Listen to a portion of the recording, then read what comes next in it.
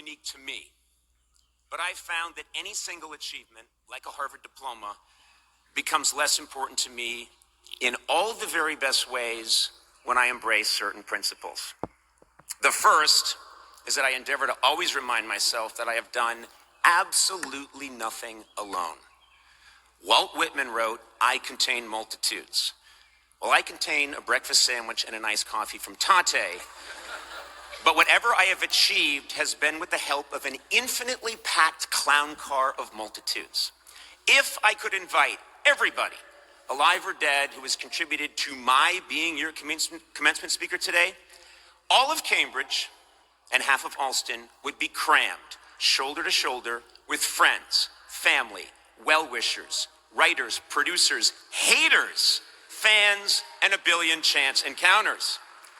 Recognizing that my accomplishments are not just my own has given me much needed ballast throughout my life, and it really helps to spread the blame around when things go south.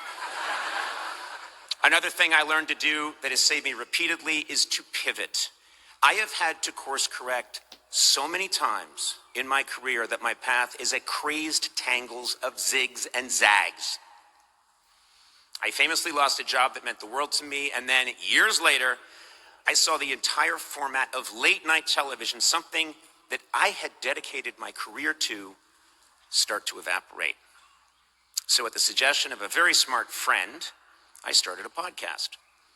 I actually had disdain for the project until, with the help of guests, collaborators, and an assistant addicted to gummies, I made something I love just as much, if not more, than my late night show. I have had to pivot like this so many times that I've come to really love pivoting. And I use the word pivot much more than I should in conversation and commencement speeches. And now I pivot to my next truth. I always recognize the enormous role of luck in my life. Refusing to see how luck has played a role in anyone's success is simply ignorant. Many people are happy to mistake a lucky poker hand for their own brilliance, and fighting that human instinct has kept me sane. I honestly believe that community, spontaneity, and a real commitment to humility has helped me build a rich life that means much more to me than any diploma. And believe me, I'm not saying the goal is to renounce accomplishments, but rather to metabolize them. If you carry your victories lightly, other qualities, kindness, originality, courage, humor, and humanity have room to emerge. Maybe,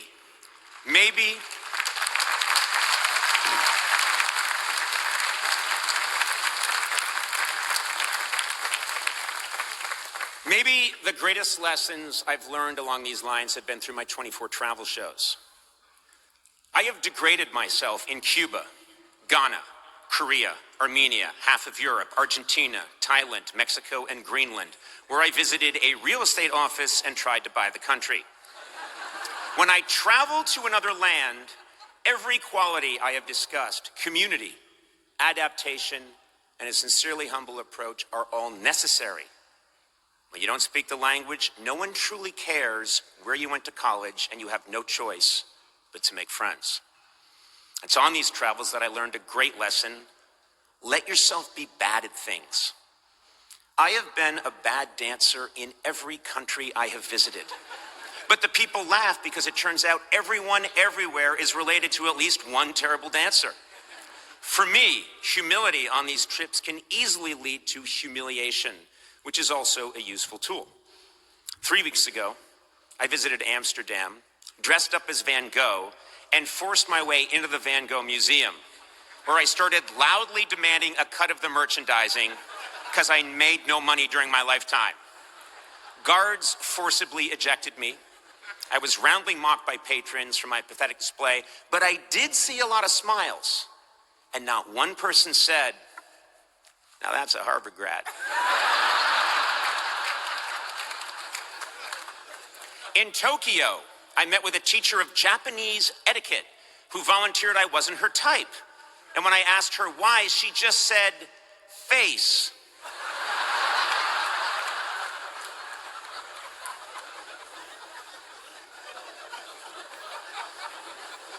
In Ghana, after accepting a royal invitation, I was kicked out of the Ashanti Palace by the Queen Mother because her favorite soap opera was starting. I understand that I am preaching modesty and connection at a time when this is not in style. We are living through a period of extreme narcissism. Our current leadership in Washington believes that empathy is a weakness and that our nation stands supreme and alone. Add to that, everyone here today has a phone in their pocket that is algorithmically programmed to celebrate you and you alone by making you the protein-maxing hero of your own special journey. Much has been written about how isolated and siloed we've become, but for me, the antidote is quite simple. By de-emphasizing what makes us special, in your case, a prize degree, we can really find one another, not as an exercise in virtue, but as a path towards greater laughter, love, and real growth.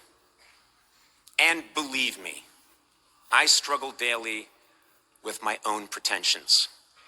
I am aware that I am telling you to transcend your glories as I stand on this stage, accepting a doctorate I didn't really earn, while dressed like a 12th century pope.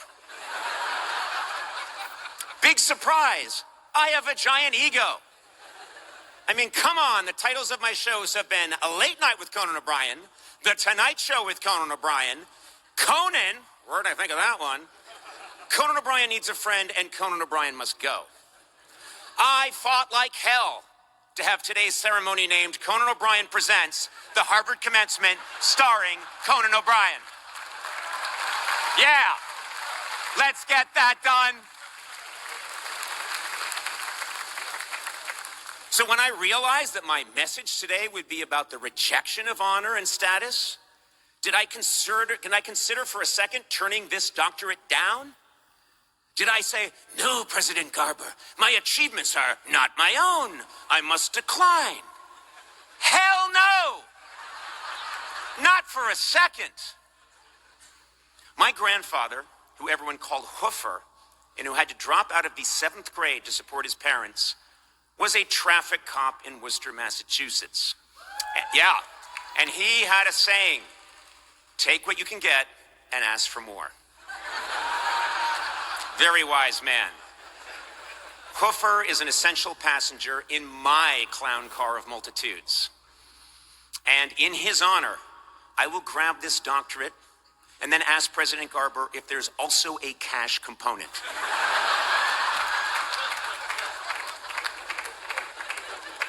You see, I, like you, am still very much a work in progress. But the ideals I stress today have made my life infinitely richer and happier. So maybe my wish for you is not that Harvard becomes the last thing people know about you, but instead that Harvard becomes the least important thing people know about you.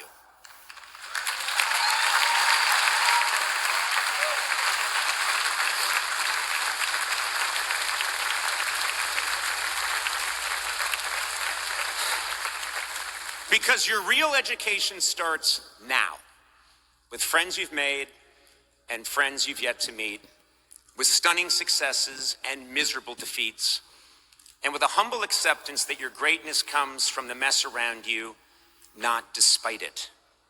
From the depths of my heart, I congratulate you, class of 2026, not for any piece of paper you received today, but because of your hard work, determination, humanity, and the boundless community that you have and will create. Let us all resolve on this great day to go forward together and see Toy Story 5 in theaters everywhere June 19th. Thank you.